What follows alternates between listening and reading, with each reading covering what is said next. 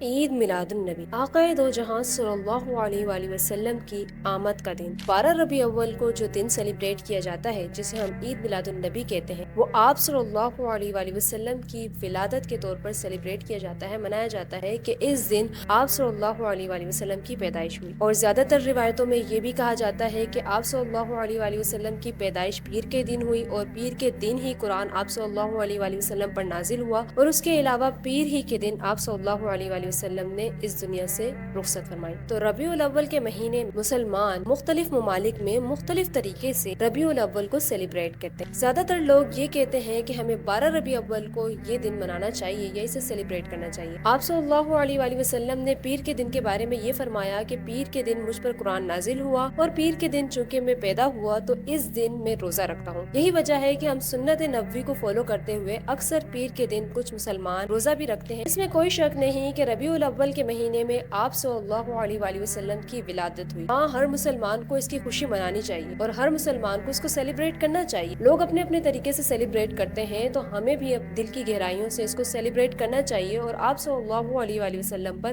اس دن زیادہ سے زیادہ درود پڑھ کر بھیجنا چاہیے۔ نہ صرف اسی دن، ہمیں ڈیلی روٹین میں اپنا یہ معمول بنانا چاہیے کہ ہم آپ صلی اللہ علیہ وآلہ وسلم پر درود و سلام ضرور بھیجیں۔ ربیع الاول کے مہینے میں زیادہ تر لوگ نعتیں پڑھتے ہیں یا نعتیں سناتے ہیں یا سنتے ہیں، جس کے اندر ہم آپ صلی اللہ علیہ وآلہ وسلم کی تعریف کرتے ہیں اور اپنی محبت کا اظہار کرتے ہیں۔ آپ نعتیں پڑھ سکتے ہیں، آپ صلی اللہ علیہ وسلم کی شان میں نعت کے اشعار کہہ سکتے ہیں، ان سے شاعرانہ الفاظ میں محبت کا اظہار کر سکتے ہیں۔ یہ سب چیزیں الاؤ ہیں کہ آپ نعتیں پڑھیں یا سنیں، لیکن ابھی جو سیلیبریشن ربیع الاول کی جاتی ہے اور ان دنوں میں نعتیں جو پڑھی جاتی ہیں وہ اتنی زیادہ ایڈوانس کر کے پڑھی جاتی ہیں، اس میں اتنا زیادہ لاؤڈ میوزک یوز کیا جاتا ہے۔ اس کے علاوہ جس دن ربیع الاول منایا جاتا ہے، باقاعدہ اس دن کو سیلیبریٹ کرنے کے لیے نعتیں جو ہیں وہ سپیکرز پر بجائی جاتی ہیں اور زور زور سے پورے محلے کو یا تمام ایریا میں وہ سنائی جاتی ہے۔ دیکھیں، آپ لوگ اگر نعتیں سنتے ہیں یا سناتے ہیں تو آپ تھوڑا کم والیوم بھی کر سکتے ہیں۔ ہمیں تو ہمارا دین یہ درس نہیں دیتا، اور آپ صلی اللہ علیہ وآلہ وسلم نے بھی یہی کہا کہ ہماری وجہ سے کسی کو تکلیف نہ پہنچے،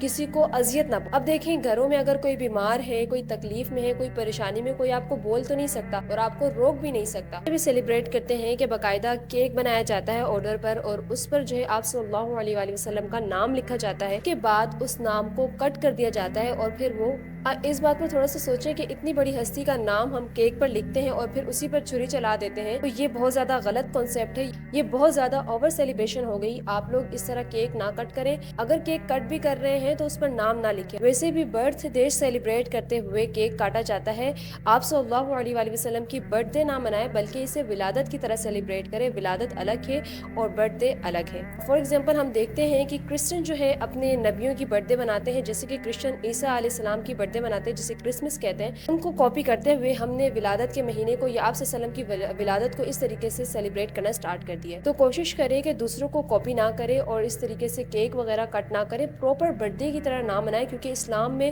برتھ ڈے کا کوئی کانسیپٹ وغیرہ نظر نہیں آتا۔ سنت طریقہ یہ ہے کہ آپ نے اس دن روزہ رکھنا ہے، آپ صلی اللہ علیہ وآلہ وسلم پر درود بھیجنا ہے، جتنا ہو سکے درود بھیجیں، لاکھوں کی تعداد میں پڑھیں، بلکہ فیملی ممبرز آپس میں بیٹھ کر بہت زیادہ تعداد میں درود پاک پڑھیں اور آپ صلی اللہ علیہ وسلم کو تحفتاً ہدیتاً پیش کریں۔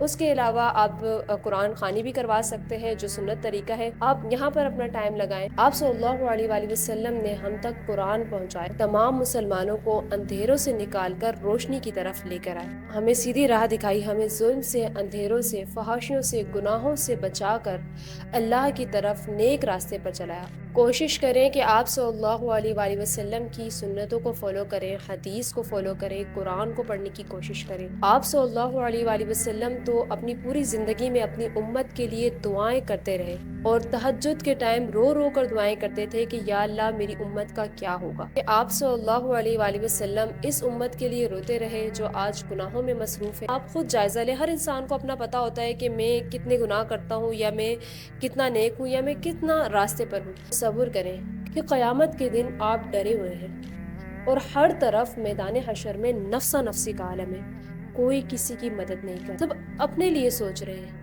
آپ اگر کسی سے مدد بھی مانگتے ہیں تو وہ آپ کو جھڑک کر واپس بھیج دیتا ہے۔ ایسی گھبراہٹ کے عالم میں، ایسی پریشانی کے عالم میں کوئی آپ کو پیچھے سے آواز دے اور جب آپ پیچھے مڑ کر دیکھیں تو ایک نورانی چہرہ ہو، مبارک آقا دو جہان مصطفیٰ صلی اللہ علیہ وآلہ وسلم کا ہو، وہ پیچھے کھڑے آپ کو دیکھ کر مسکرائیں اور کہیں آؤ چلو جنت میں چلیں، یعنی کہ اس نفسا نفسی کے عالم میں آپ صلی اللہ علیہ وآلہ وسلم ہماری سفارش کریں۔ اس وقت بھی، قیامت کے دن بھی ہمارے نبی ہماری سفارش کریں گے۔ آپ صلی اللہ علیہ وآلہ وسلم اپنے امتیوں کے لیے اس وقت تک حشر کے میدان میں کھڑے رہیں گے جب تک ان کے تمام امتیوں کا حساب کتاب نہیں ہو جاتا، ان کا فیصلہ نہیں ہو جاتا۔ یہ ہے سرور دو عالم جہاں رسول اللہ صلی اللہ علیہ وآلہ وسلم۔